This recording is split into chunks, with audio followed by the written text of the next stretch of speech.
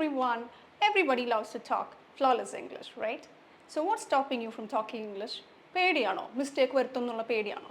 അങ്ങനെയാണെങ്കിൽ ഇന്നത്തെ സെഷൻ നിങ്ങൾക്ക് എന്തായാലും ഹെൽപ്ഫുൾ ആവും. കാരണം എന്താണെന്നറിയോ, ഞാൻ കോമൺ ആയിട്ട് വരുന്ന കുറച്ച് മിസ്റ്റേക്സും അതിനുള്ള കറക്ഷൻസാണ് തരാൻ പോകുന്നത്. So let's get started with the video.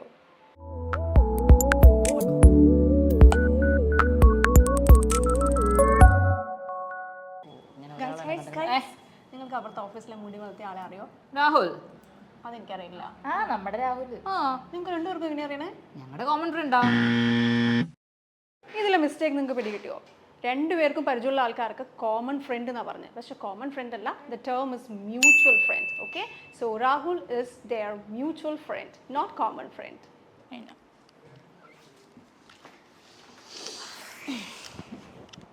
അതെ, പൂജ എന്നാ പറഞ്ഞേ?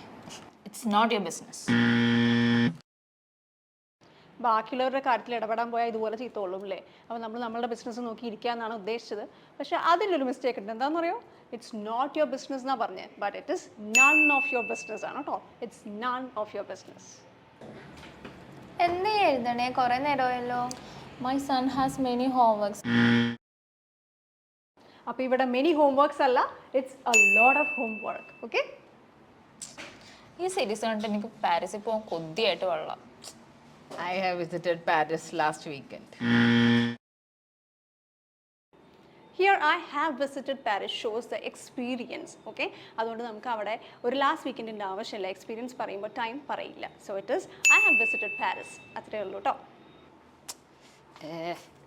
എവിടെ വെച്ച ഇതാരി ലുക്കൊക്കെ മാറിയില്ല, മദാമയില്ല, എങ്ങോട്ടാ? അപ്പൊ താൻ അറിഞ്ഞില്ലേ? I'm going to abroad next week.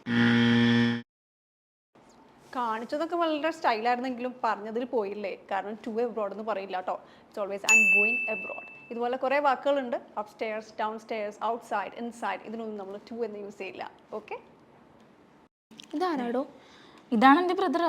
ഓ, ഇതാണല്ലേ ആൾ. എന്താ ചെയ്യണേ? He's a student of Oxford University.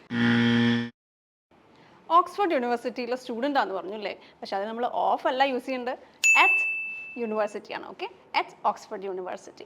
അതിപ്പോൾ എൻ്റെ കാര്യം പറയുമ്പോൾ ഞാൻ പറയും I work at English Ladder. അതേപോലെയാണ് he is a student at Oxford University. എന്തായാലും നമുക്ക് നാളെ ഒന്നുകൂടി കൊണ്ടുപോകാം. എല്ലാ ടെസ്റ്റും ചെയ്ത് നോക്കാമല്ലോ. അതിപ്പോൾ എന്ത് ചെയ്യാനാണ്? എന്ത് പറ്റടോ? എന്ത് പറയാനാന്നേ, പനി വിട്ട് മാറണ മോൾക്ക്. She has been absent from last Friday onwards. അപ്പോൾ ഇത് നമ്മുടെ ലാസ്റ്റ് സിറ്റുവേഷൻ ആയിരുന്നു. കുറച്ചധികം കോംപ്ലിക്കേറ്റഡ് സെൻറ്റൻസ് ആയിപ്പോയില്ലേ? പക്ഷേ അതിലധികം തെറ്റുണ്ട് കേട്ടോ. കാരണം എന്താണെന്നറിയോ, ഫ്രൈഡേ മുതൽ ആബ്സെൻ്റ് ആയിരുന്നു എന്നാണ് പറയുന്നത്. അപ്പോൾ അത് നമ്മൾ പറയുമ്പോൾ ഫ്രമും ഓൺവേർഡ്സും എല്ലാം കൂടെ നമുക്ക് ആവശ്യമില്ല. You can just say it like this, she has been absent since Friday.